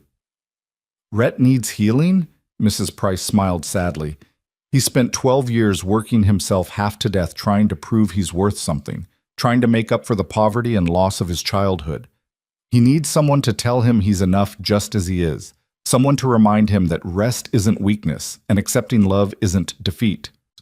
Clara hadn't thought about it that way, hadn't considered that Rhett might need her as much as she needed him. The idea shifted something in her perspective, made the partnership he was offering feel more balanced and less like charity. "What if I can't love him?" she asked quietly. "What if I'm too broken for that?" "Then you build something anyway," Mrs. Price said firmly.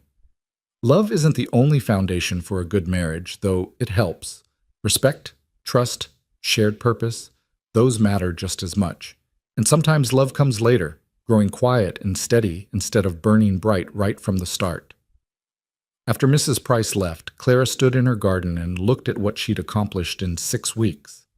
Dead soil transformed into living abundance, broken fence lines repaired and reinforced, a structure that had been falling apart now weather-tight and functional.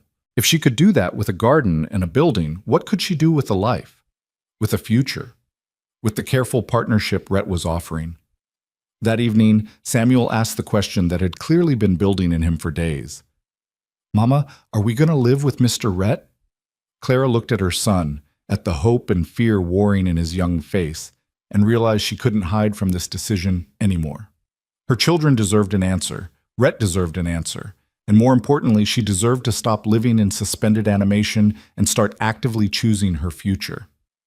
"I don't know yet, baby," she said honestly, "but I'm thinking about it real hard." "I hope we do," Samuel said simply. "I like it when he's here. It feels safe." Safe. Such a simple word, such a profound need. Clara hadn't felt safe since James died, had been operating in a constant state of vigilance and fear. But when Rhett was around, that tension eased. She felt like she could breathe deeper, rest more fully, trust that someone else was watching for danger while she attended to the business of living. That night, Clara made her decision. She would say yes. Not because she was in love, though she suspected she was falling whether she wanted to admit it or not.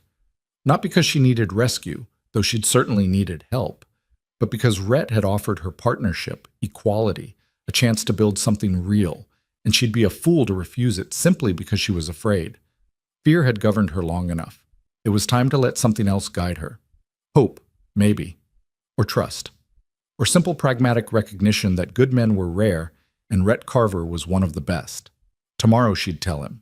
Tomorrow she'd take the leap and trust that he'd be there to steady her if she stumbled. Tomorrow she'd choose to start building instead of just surviving. But tonight she sat on the porch and said goodbye to James one final time, thanking him for the love he'd given her and releasing him back to memory where he belonged. Not forgotten, never forgotten, but no longer the lens through which she viewed every possibility. Above her, stars wheeled in their ancient patterns, indifferent to human drama, but beautiful nonetheless. And somewhere 3 miles east, Rhett probably sat on land he'd bought with hope in his heart, waiting for an answer he'd promised not to pressure her for.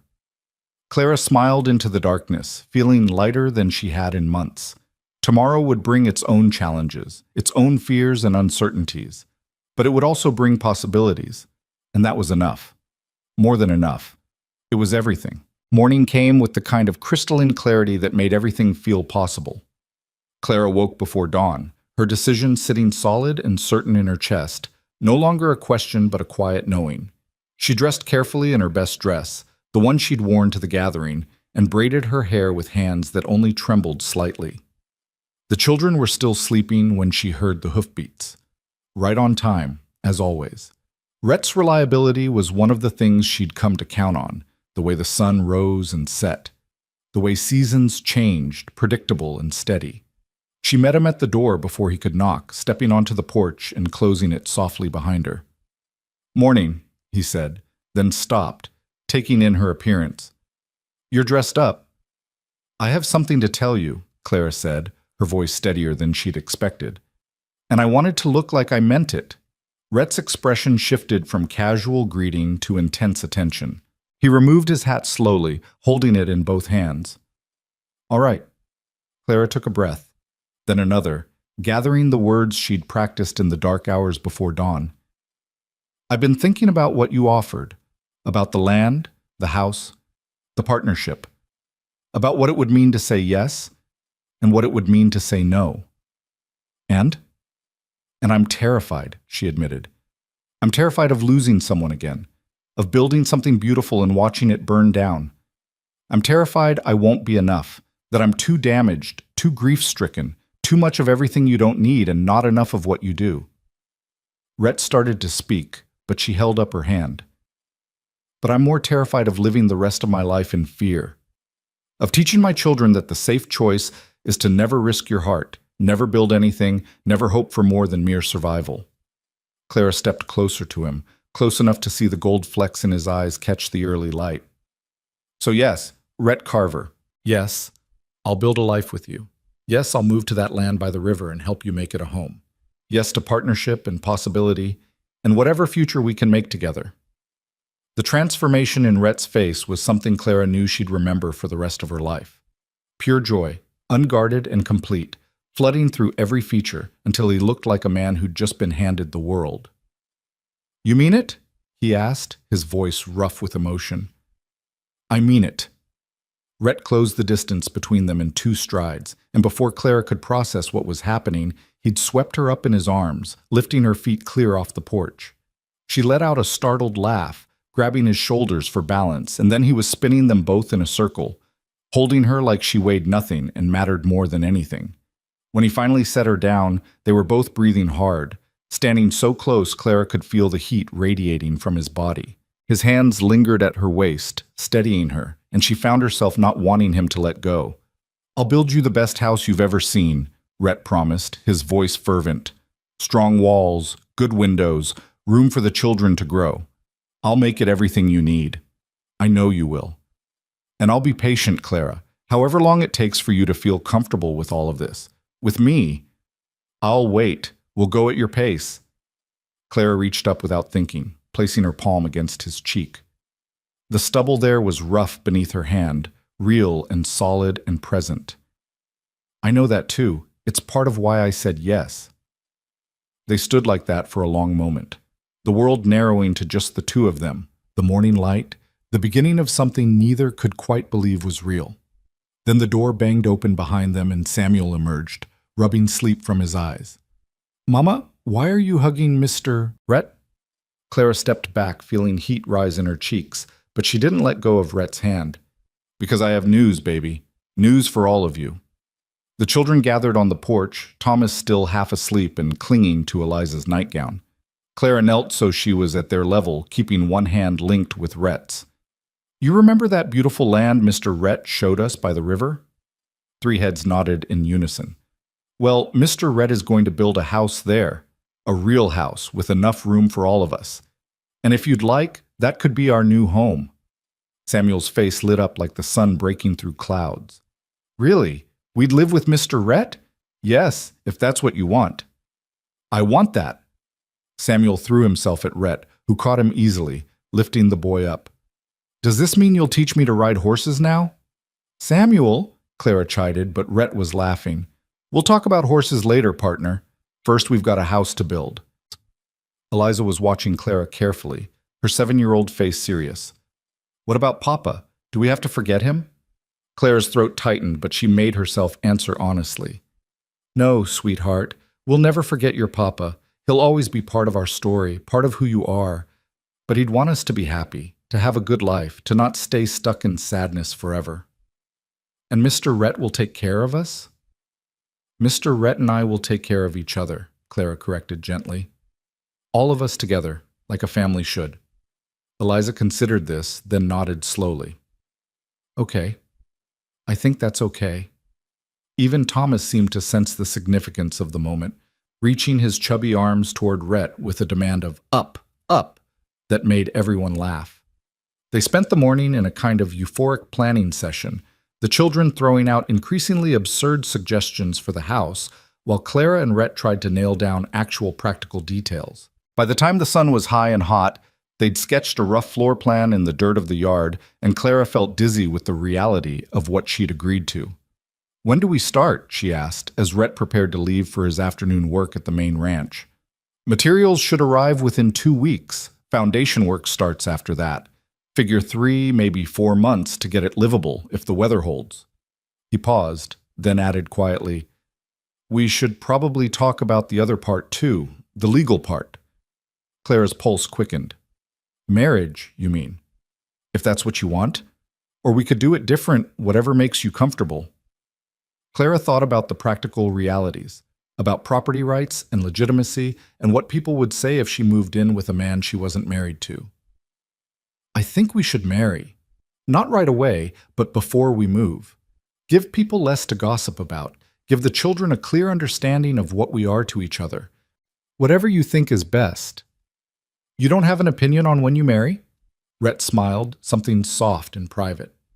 "My only opinion is that I want to marry you. The timing is yours to choose." Over the following weeks, Clara watched their future take shape in real time. Rhett worked dawn to dusk, splitting his time between his duties at the Price Ranch and the foundation he was laying by the river. Clara visited the site whenever she could, bringing lunch and watching with amazement as posts went into the ground, as lumber was shaped and fitted, as the abstract idea of a house became an actual physical structure.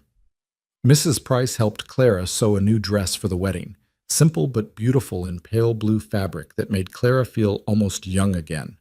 The older woman's fingers were quick and sure as they worked, and her conversation ranged from practical advice about marriage to stories about her own early years with Mr. Price. "It wasn't all easy," she admitted, pinning a hem in place.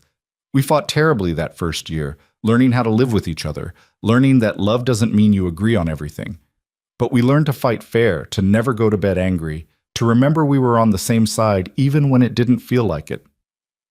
"Were you in love with him when you married?" Clara asked. Mrs. Price smiled, her eyes distant with memory. "I was fond of him, respected him, liked him well enough. The love came later, growing slow and deep like tree roots.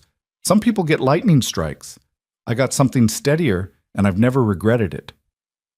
The comparison gave Clara hope. She was fond of Rhett, certainly respected him, more than liked him if she was honest with herself. Maybe that was enough to build on. The wedding took place on a Saturday in late August, simple and quick in the parlor of the Price house, with only Mrs. Price, her husband, and a few ranch hands as witnesses. Clara wore her new blue dress and carried wildflowers the children had picked that morning. Rhett wore his best shirt, pressed and clean, his hair still damp from washing.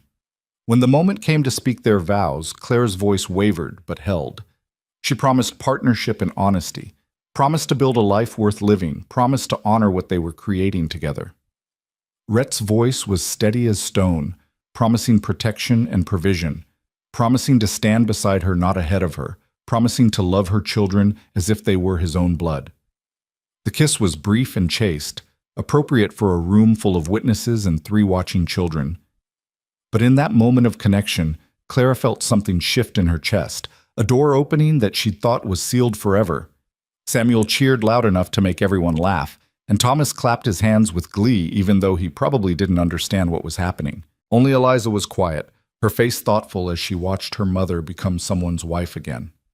Later, as they loaded the wagon for the trip back to the bunkhouse where they'd continue living until the new house was ready, Eliza pulled Clara aside. "Are you happy, Mama?" Clara knelt, taking her daughter's hands. "I am, sweetheart. Scared and happy at the same time. Is that okay?" "I think so. I'm scared and happy too." "What are you scared of?" Eliza bit her lip, clearly struggling with how to articulate complex feelings. "What if we forget who we used to be? What if we become different people and Papa wouldn't recognize us anymore?" Clara pulled her daughter close, breathing in the scent of her hair. "We will become different people, baby. That's what growing means. But the parts that mattered to your Papa, the parts he loved, those will always be there. Our love for him doesn't disappear just because we love other people too. Promise?" "I promise." The house rose from the earth with startling speed once the foundation was set. Walls went up, a roof took shape, windows were fitted into frames that Rhett had measured 3 times to ensure perfection. Clara visited almost daily, watching the structure transform from skeleton to shelter, and each time she felt a growing sense of ownership that surprised her. This wasn't just Rhett's house. It was theirs, designed around their needs, their family, their future. Rhett had built a large common room with a kitchen at one end and space for a table big enough to seat them all. 3 smaller rooms branched off, one for the children to share, one for Clara and Rhett, and one that could serve as storage or a 4th bedroom if needed. It wasn't grand, but it was solid and well made, every board fitted with care, every nail driven true. One evening in early October, as the air finally began to cool from summer's heat, Rhett brought Clara to see the progress. The house was nearly complete now, just finishing work and furnishing left to do. "I wanted to show you something," he said, leading her to the room that would be theirs. The space was empty except for a bed frame he'd built himself, simple but beautiful in its craftsmanship. "It's lovely," Clara said honestly. "That's not what I wanted to show you." Rhett walked to the window, gesturing for her to join him. "Look." Clara crossed to stand beside him, and her breath caught. The window perfectly framed a view of the river and the cottonwoods beyond, the landscape painted in shades of gold and amber by the setting sun. "I positioned every window in this house deliberately," Rhett said quietly. "This one catches the sunrise. The kitchen window watches the garden plot I've already cleared. The children's room looks out on the yard where they'll play. But this one, our room, this one looks at the view that made me fall in love with this land in the first place." Clara felt tears building behind her eyes. "You built this for us, really for us." "For you," Rhett corrected. "Everything I've done hoping you'd choose to stay." Clara turned to face him, this man who'd stopped when others rode past, who'd offered partnership instead of pity, who'd built her a home with windows positioned to catch the light just right. "I'm not going anywhere," she said firmly. "Good." Rhett reached out, tucking a strand of hair behind her ear with a gentleness that made her heart ache. "Because I've gotten used to having you around." "Just used to it?" Something shifted in his expression, humor giving way to intensity. "More than used to it. A lot more." Clara knew what he wasn't saying, could feel it in the tension between them, in the way his hand lingered near her face. He loved her. Maybe had loved her since that first day when he'd found her standing in the dust with nowhere left to go. But he wouldn't say it, wouldn't pressure her with declarations she might not be ready to return. "Rhett," she started, then paused, not sure what she wanted to say. "You don't have to—" "Let me finish," Clara interrupted gently. She took his hand, holding it between both of hers. "I'm not good at this, at feelings and declarations and all the things that supposedly come naturally. But I need you to know that when I wake up in the morning, the first thing I think about is whether you'll come by that day. I need you to know that when you're not around, the world feels less steady. And I need you to know that sometimes when I look at you, I feel something I was sure I'd never feel again." "What's that?" Rhett's voice was barely above a whisper. "Hope. Joy. The possibility of something beyond just surviving." Clara swallowed hard. "I think that might be love, or at least the beginning of it." Rhett's eyes closed briefly, like he was absorbing something too powerful to process while looking at her. When he opened them again, they were suspiciously bright. "Can I kiss you?" he asked. "Really kiss you, not like at the wedding?" Clara's heart hammered against her ribs. "Yes." He moved slowly, giving her time to change her mind, but Clara didn't want to change her mind. When his lips met hers, she felt the last of her carefully maintained walls crumble. The kiss was gentle at first, almost tentative, 2 people learning the language of each other. But then Clara's hands found their way to his shoulders, and Rhett's arms wrapped around her waist, and suddenly gentle wasn't enough. This kiss spoke of months of tension and attraction carefully denied, of want and need, and the relief of finally admitting what had been growing between them all along. When they finally broke apart, both breathing hard, Clara felt dizzy with the intensity of it. "I love you," Rhett said, the words tumbling out like he couldn't hold them back another second. "I've loved you since you stood there covered in dust and refused to take my help until I made it about work instead of charity. I love your strength and your stubbornness and the way you love those children more than your own life. I love you, Clara, and I'll keep loving you whether you can say it back or not." Clara pressed her forehead against his chest, feeling his heart racing beneath her cheek. "I'm not there yet," she admitted, "but I'm close." So close. That's enough. That's more than enough. They stood like that until the sun had fully set and the room had gone dark around them. When they finally separated, Clara felt fundamentally changed, like she'd crossed some invisible threshold and couldn't go back even if she wanted to. They moved into the house on a crisp November morning when the air smelled of wood smoke and possibility. The wagon was loaded with everything they owned, which still wasn't much, and the children were vibrating with excitement. Neighbors from the Price Ranch and beyond had shown up to help, bringing food and furniture and the kind of practical support that built communities. Mrs. Price had contributed a table and chairs, beautiful pieces that had belonged to her mother. Another family brought blankets and quilts. Someone else arrived with a milk cow and 3 chickens, claiming they had extras and would Clara do them the favor of taking them off their hands. Clara knew charity when she saw it, but this felt different. This felt like welcome, like acceptance, like people investing in her success because they wanted to, not because they pitied her. The house filled quickly with noise and life and laughter. Samuel raced from room to room, claiming his corner of the children's bedroom with loud enthusiasm. Eliza set about organizing their few possessions with surprising efficiency. Thomas mostly got in everyone's way, but no one seemed to mind. By evening, the house looked lived in and loved, the kind of space that had been waiting for a family to make it complete. Clara stood in the kitchen, staring at shelves that now held dishes and cups and the jar of honey Mrs. Price had brought, and felt overwhelmed by the sheer reality of it. "You all right?" Red appeared beside her, sliding an arm around her waist with an ease that still surprised her. "I'm trying to remember the last time I felt this settled," Clara admitted. "This safe." "And?" "I'm not sure I ever have. Even before James died, there was always an edge of worry. Would the crops fail? Would we have enough? Would something happen to change everything?"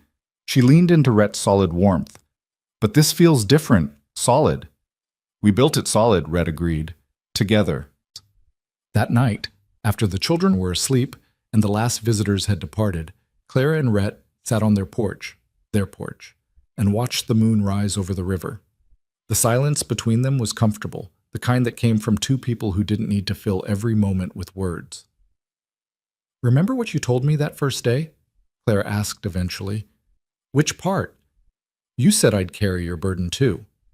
"I didn't understand what you meant at the time." Rhett was quiet for a moment, then said softly, "I spent so many years trying to be strong enough, good enough, worthy enough, trying to prove I wasn't just some poor kid who'd gotten lucky. And somewhere in all that trying, I forgot that strength doesn't mean carrying everything alone.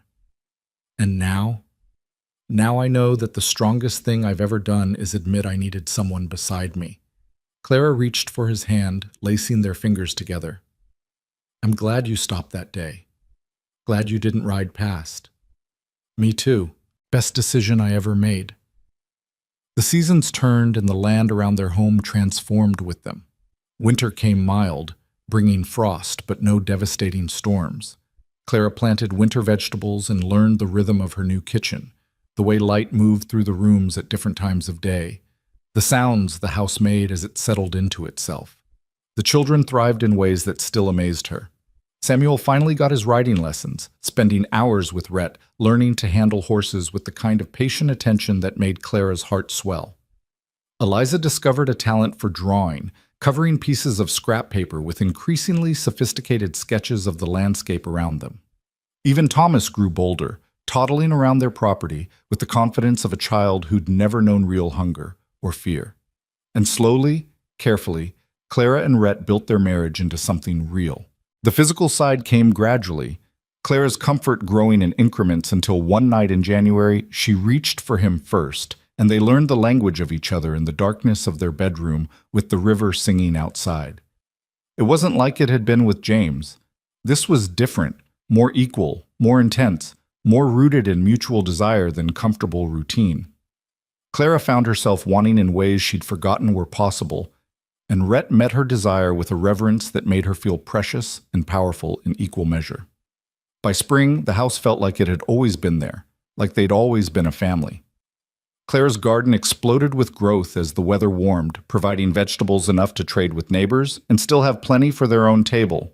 Rhett expanded the property, building a proper barn and acquiring livestock that turned their home into a working farm. One evening in late May, Clara stood in her garden watching the children play near the river. She was aware of Rhett approaching before he spoke, had developed that sixth sense that made her always know where he was. "Penny for your thoughts," he said, wrapping his arms around her from behind. Clara leaned back against him, solid and warm and utterly reliable. "I was thinking about the day you found us, how close I came to giving up, how different everything would be if you'd ridden past." "But I didn't." "No, you didn't." Clara turned in his arms, looking up at this man who'd become her husband, her partner, her home. "And somewhere along the way, I fell in love with you." Rhett went very still. "Say that again." "I love you," Claire repeated, stronger this time. "I don't know exactly when it happened. Maybe it was when you built this house with windows positioned just right. Maybe it was when you taught Samuel to ride with so much patience. Maybe it was the first time you kissed me like I was something precious. But I know I love you, Rhett Carver, and I wanted you to hear me say it." The smile that transformed his face was worth every moment of fear and doubt and struggle it had taken to get here. He kissed her with a thoroughness that made her dizzy, and when they broke apart, both were laughing. "I love you too," Rhett said, like it was the most important thing in the world. "Have from the beginning, will until the end." Samuel's voice carried across the yard, calling for them to come see something he'd found, and they walked hand in hand toward their children, toward the life they'd built from dust and determination and the simple courage to keep trying. That night, with everyone fed and settled and the house quiet around them, Clara stood at their bedroom window looking out at the view Rhett had framed just for her. The moon painted the river silver, and somewhere in the distance, an owl called its hunting song. She thought about the woman she'd been 6 months ago, standing in the heat with 3 children and no hope left. She thought about the moment Rhett had ridden up and offered not rescue, but partnership. She thought about every choice that had led her here, to this moment, to this life. "What are you thinking about?" Rhett's voice came from the bed behind her. Clara turned, seeing him propped up on one elbow, watching her with that steady gaze that still made her heart skip. "I'm thinking about burdens, about how you said you'd carry mine, and I'd carry yours, and how it turns out we just carry them together, lighter that way, much lighter." Clara crossed to the bed, sliding under the covers and into Rhett's waiting arms. She fitted herself against him, her head on his chest, listening to the steady beat of his heart. "Thank you," she whispered into the darkness. "For what?" "For stopping, for seeing me, for giving me a reason to keep walking when I was ready to lie down and quit." Rhett's arms tightened around her. "Thank you for letting me stay, for building this with me, for being brave enough to choose hope over fear." Outside, the wind whispered through the cottonwoods, and the river sang its endless song. Inside, 2 people who'd found each other in the dust had built something solid enough to last, something rooted deep enough to weather any storm. Clara fell asleep thinking about seeds and growth, about foundations and walls, about the courage it took to build something new from broken pieces. She fell asleep knowing that tomorrow would bring its own challenges, its own joys, its own small moments of grace. But tonight, wrapped in Rhett's arms in a house they'd built together, with her children safe in the next room and a future stretching bright ahead, Clara felt something she'd thought was lost forever. She felt complete, whole, home. Not saved, but partnered. Not rescued, but chosen. Not broken, but healing. One day at a time, with someone who understood that the journey mattered as much as the destination. As sleep pulled her under, Clara smiled, thinking about the woman who'd stood beside a broken fence with nothing left to lose, and the cowboy who'd whispered, "Let me carry your burden." They'd carried each other instead. And in that carrying, they'd built a life worth living, a complete ending, a new beginning. A story of 2 people who'd learned that sometimes the greatest strength is admitting you don't have to walk alone. And in the morning, when the sun rose over their land and painted everything gold, they'd wake up together and build another day, another week, another year of the life they'd chosen, together.